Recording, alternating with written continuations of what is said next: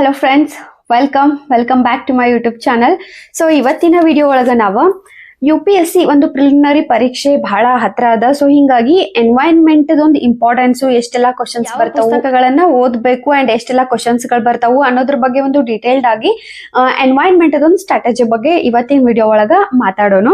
So environment ಪುಸ್ತಕ ಇದು Shankar IAS ಅವ್ರದ್ದೊಂದು ಪುಸ್ತಕ. ಸೊ ಫಸ್ಟ್ ನಾವು ಸೋರ್ಸಸ್ ಬಗ್ಗೆ ಮಾತಾಡೋಣ. ಏನೆಲ್ಲ ಓದ್ಬೇಕು, ಯಾವ ಪುಸ್ತಕಗಳನ್ನ ಓದ್ಬೇಕು ಅಂತ ಹೇಳಿ. ಯಾಕಂದ್ರ ಫಸ್ಟ್ ಪುಸ್ತಕಗಳ ಬಹಳ ಇಂಪಾರ್ಟೆಂಟ್ ಇರ್ತಾವ. ಒಂದು ಸ್ಟ್ರಾಟಜಿ ಮಾಡೋಕ್ಕಿಂತ ಮೊದ್ಲು ಪುಸ್ತಕಗಳನ್ನ ನೀವು ಪರ್ಚೇಸ್ ಮಾಡ್ಕೊಳ್ಳೋದು ಮತ್ತ ಒಳ್ಳೆಯ ಪುಸ್ತಕಗಳನ್ನ ಸೆಲೆಕ್ಟ್ ಮಾಡ್ಕೊಳ್ಳೋದು ಐತ್ಲ, ಅದು ಬಹಳ ಇಂಪಾರ್ಟೆಂಟ್ ಅದ. ಯಾವ ಸೋರ್ಸ್ ನ ತಗೋಬೇಕು, ಎಷ್ಟು ಓದ್ಬೇಕು ಅನ್ನೋದು ಇಂಪಾರ್ಟೆಂಟ್ ಅದ. UPSC ಒಳಗ ಏನೆಲ್ಲ ಓದ್ಬಾರ್ದು, ಏನೆಲ್ಲ ಓದ್ಬೇಕು, ಯಾವ್ದು ಇಂಪಾರ್ಟೆಂಟ್ ಐತಿ ಅಕಾರ್ಡಿಂಗ್ ಟು ಎಕ್ಸಾಮ್, ಇಷ್ಟು ಗೊತ್ತಿದ್ರ ನೆಕ್ಸ್ಟ್ ನಿಮ್ಗೆ ಓದ್ಲಿಕ್ಕೆ ಸ್ಟ್ರಾಟಜೀಸ್ ನ ರೆಡಿ ಮಾಡ್ಕೊಳ್ಳಿಕ್ ಹೆಲ್ಪ್ ಆಗ್ತದ. ಸೊ ಇಂಗ್ಲಿಷ್ ಮಾಧ್ಯಮದೊಳಗೆ ಪ್ರಿಪೇರ್ ಆಗುವಂತ ಒಂದು ವಿದ್ಯಾರ್ಥಿಗಳು ನೀವು ಶಂಕರ್ IAS ಅವ್ರದ್ದು ಒಂದು ಎನ್ವೈರನ್ಮೆಂಟ್ ಪುಸ್ತಕವನ್ನ ಓದ್ರಿ. ಅಂಡ್ ಕನ್ನಡ ಮಾಧ್ಯಮದೊಳಗೆ ಪ್ರಿಪೇರ್ ಆಗೋರು ಕೆ ಭೈರಪ್ಪ ಸರ್ ಅವ್ರದ್ದೇನು ಒಂದು ಪರಿಸರ ಅಧ್ಯಯನ ಪುಸ್ತಕ ಐತ್ಲಾ, ಆ ಒಂದು ಪುಸ್ತಕನ ಓದ್ರಿ. ಎನ್ವೈರನ್ಮೆಂಟ್ ಹೆಂಗೈತಂದ್ರ ಸ್ಟ್ಯಾಟಿಕ್ ಇಂದ್ರ ಡೈನಾಮಿಕ್ ಪೋರ್ಷನ್ ಮೇಲೆ ಕ್ವಶನ್ಸ್ ಗಳು ಜಾಸ್ತಿ ಬರ್ತಾವ. ವಿದ್ಯಾರ್ಥಿಗಳಿಗೆ, ಕ್ಯಾಂಡಿಡೇಟ್ಸ್ಗೆ ಡೈನಾಮಿಕ್ ಪೋರ್ಷನ್ ಕೆಲವರಿಗೆ ಓದಾಕ ಅಷ್ಟು ಇಷ್ಟ ಆಗಂಗಿಲ್ಲ. Dynamic portion in the sense current affairs. So current oriented ಆಗಿ ಕ್ವಶನ್ಸ್ ಗಳು ಪರಿಸರ ಅಧ್ಯಯನ ಎನ್ವೈರನ್ಮೆಂಟ್ ಒಳಗೆ ಜಾಸ್ತಿ ಕ್ವಶನ್ಸ್ ಬರ್ತಾವ. ಸೊ ಹಿಂಗಾಗಿ ಎವ್ರಿ ಡೇ ನೀವು ದ ಹಿಂದೂ ನ್ಯೂಸ್ ಪೇಪರು ಮತ್ತೆ ಯಾವ್ದಾದ್ರು ಒಂದು ಬೆಸ್ಟ್ ಮಂತ್ಲಿ ಕಂಪೈಲೇಷನ್, ನಿಮ್ಗೆ ಯಾವ್ದು ಇಷ್ಟ ಅದು, ಬಟ್ ಬೆಸ್ಟ್ ಮಂತ್ಲಿ ಕಂಪೈಲೇಷನ್ ನ ಓದ್ಬೇಕಾಗ್ತದ. ಸೋರ್ಸಸ್ ಇಷ್ಟೇ, ಅತಿಯಾಗಿ ಏನು ಓದಾಕ್ ಹೋಗ್ಬೇಡ್ರಿ. ಒಂದು ಪುಸ್ತಕ, ಪ್ರತಿದಿನ ಒಂದು ನ್ಯೂಸ್ ಪೇಪರ್, ಮಂತ್ಲಿ ಕಂಪೈಲೇಷನ್ ಅಂತೂ ನೀವು ಎಲ್ಲಾ ಸಬ್ಜೆಕ್ಟ್ ಗಳ ಸಲುವಾಗಿ ಓದ್ಲೇಬೇಕು. ಸೊ ಎನ್ವೈರನ್ಮೆಂಟ್ ಸಲುವಾಗಿ ಸಪ್ರೇಟೇ ಹೋಗಿ ಇನ್ನೊಂದು ಕಂಪೈಲೇಷನ್ ಓದ್ಬೇಕು ಆತರ ಏನಿಲ್ಲ. ಸೊ ಒಂದು ಕಂಪೈಲೇಷನ್, ಒಂದು ನ್ಯೂಸ್ ಪೇಪರ್, ಒಂದು ಪುಸ್ತಕ, ಇಷ್ಟು ಓದಿದ್ರೆ ಸಾಕದ ಎನ್ವೈರನ್ಮೆಂಟ್ ಸಲುವಾಗಿ. ಸೊ ಇದು ಕ್ಲಿಯರ್ ಆಯ್ತು ಅನ್ಕೋತೀನಿ.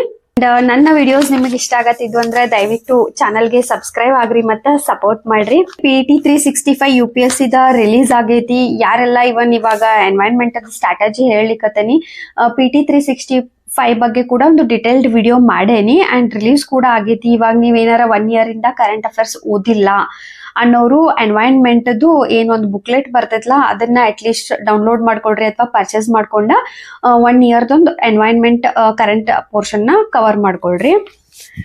ಸೊ ಇವಾಗ ಕ್ವಶನ್ಸ್ ಡೆಫಿನೆಟ್ಲಿ ಒಂದು 15 ಕ್ವಶನ್ ಅಂತೂ ಬರ್ತಾವ.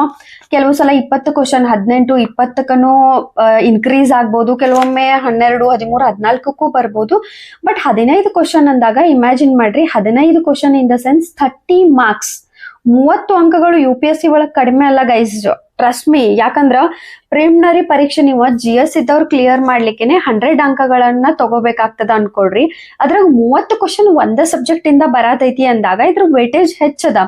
ಸೊ ಇಲ್ಲಿ ನೀವು ಫೋಕಸ್ ಕೊಡ್ಬೇಕು. ಅಂಡ್ 30 ಅಂಕಗಳು ಬರ್ತಾವ ಅನ್ನೋದು ಡೌಟ್. ಯಾಕಂದ್ರೆ 15 ಕ್ವಶನ್ ಒಳಗ ಒಂದು 8 ರಿಂದ 9 ಕ್ವಶನ್ ಈಸಿ ಇದ್ರೆ ಇನ್ ಒಂದಷ್ಟು ಕ್ವಶನ್ ಸ್ವಲ್ಪ ಟಫ್ ಇರ್ತಾವ. ಹಿಂಗಾಗಿ ನೀವು ಸ್ಟ್ಯಾಟಿಕ್ ಪ್ಲಸ್ ಡೈನಾಮಿಕ್ ಪೋರ್ಷನ್ ಎರಡೂನು ಕವರ್ ಮಾಡ್ಬೇಕು. ಕರೆಂಟ್ ಅಫೇರ್ಸ್ ಓದ್ಬೇಕು ಮತ್ತೆ ಸ್ಟ್ಯಾಟಿಕ್ ಪುಸ್ತಕಗಳನ್ನ ಕೂಡ ಓದ್ಬೇಕಾಗ್ತದ. ಇನ್ನ UPSC ಒಂದು ಪ್ರಿಲಿಮಿನರಿ ಒಂದು ಸಿಲೆಬಸ್ ಒಳಗ್ ನೋಡಿದ್ರೆ ನೀವು ಜಸ್ಟ್ ಒಂದೇ ಒಂದು ಲೈನ್ ಒಂದು ಸಿಲೆಬಸ್ ಕೊಟ್ಟಾರ. ಏನಂದ್ರೆ general issues on environmental ecology, ಬಯೋಡಿವರ್ಸಿಟಿ and climate change, ಇಷ್ಟೇ ಒಂದು ಸಿಲೆಬಸ್ ಅದ. ನೋಡ್ಲಿಕ್ಕೆ ಬರೀ 1 ಲೈನ್ ಅದ, ಬಟ್ ಇದು ಇಷ್ಟು ಕಡಿಮೆ ಕೂಡ ಇಲ್ಲ.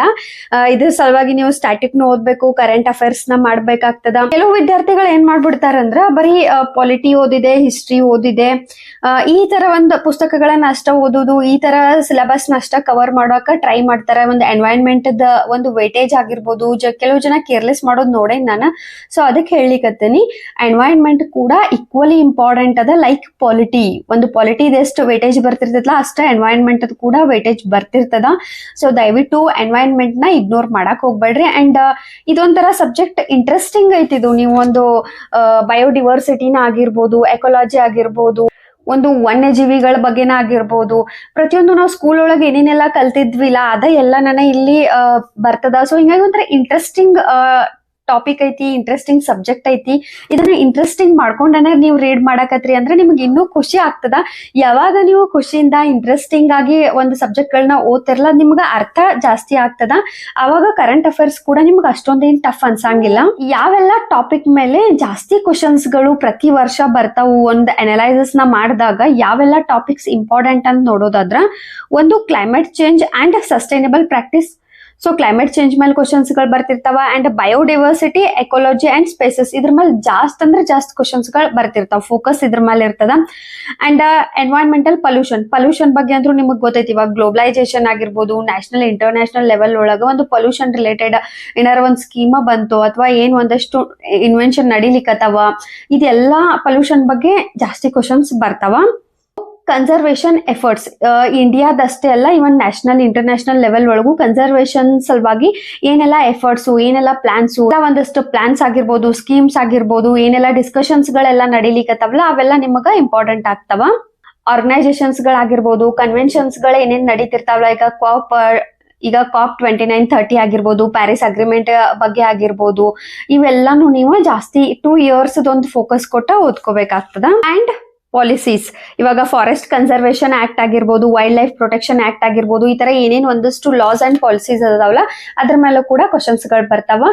ಅಂಡ್ ಲಾಸ್ಟ್ ಹೇಳೋದಾಯ್ತಂದ್ರ PYQ ಕೂಡ ರಿಪೀಟ್ ಆಗ್ತಿರ್ತಾವ ಕ್ವಶನ್. ಒಂದು ಆಸಿಡ್ ರೈನ್ ಬಗ್ಗೆ ನೀವು ಕ್ವಶನ್ ನೋಡಿದ್ರಿ ಅಂದ್ರ ಆಲ್ಮೋಸ್ಟ್ 3 ಸಲ ರಿಪೀಟ್ ಆಗೈತಿ. PYQ ಏನಾರ ನೀವು ಓಪನ್ ಮಾಡಿ ಒಂದು ಅಟ್ಲೀಸ್ಟ್ ಒಂದು ಮಿನಿಮಮ್ ಒಂದು 10 years ಒಂದು PYQ ನ ನೀವು ಓಪನ್ ಮಾಡಿ ನೋಡ್ರಿ, ಆಸಿಡ್ ರೈನ್ ಎಷ್ಟು ಸಲ ರಿಪೀಟ್ ಆಗೈತೆ ಅಂತ ಹೇಳಿ. ಈ ತರ ಕ್ವಶನ್ಸ್ ಗಳು ಅಂದ್ರೆ ಹಿಂಗ ಕ್ವಶನ್ ಡೈರೆಕ್ಟ್ಲಿ ರಿಪೀಟ್ ಆಗಂಗಿಲ್ಲ. ಒಂದು ಥೀಮ್ ನ ನೋಡಿದ್ರಿ ಅಂದಾಗ ನಿಮ್ಗೆ ಐಡಿಯಾ ಬರ್ತದ. ಆಸಿಡ್ ರೈನ್ ಅನ್ನೋ ಟಾಪಿಕ್ ಇರ್ತದ, ಬಟ್ ಅದ್ರ ಮೇಲೆ ಡಿಫ್ರೆಂಟ್ ವೇ ಒಳಗ ಕ್ವಶನ್ಸ್ ಗಳು ಡಿಫ್ರೆಂಟ್ ಥೀಮ್ ಇಂದ, ಡಿಫ್ರೆಂಟ್ ಆಂಗಲ್ ಇಂದ ಕ್ವಶನ್ಸ್ ಗಳನ್ನ ತೆಗ್ದಿರ್ತಾರ. ಸೊ ಹಿಂಗಾಗಿ PYQ ಮೇಲೇನು ನಿಮ್ದು ಲಕ್ಷ್ಯ ಇರ್ಲಿ. And current affairs and then static portion.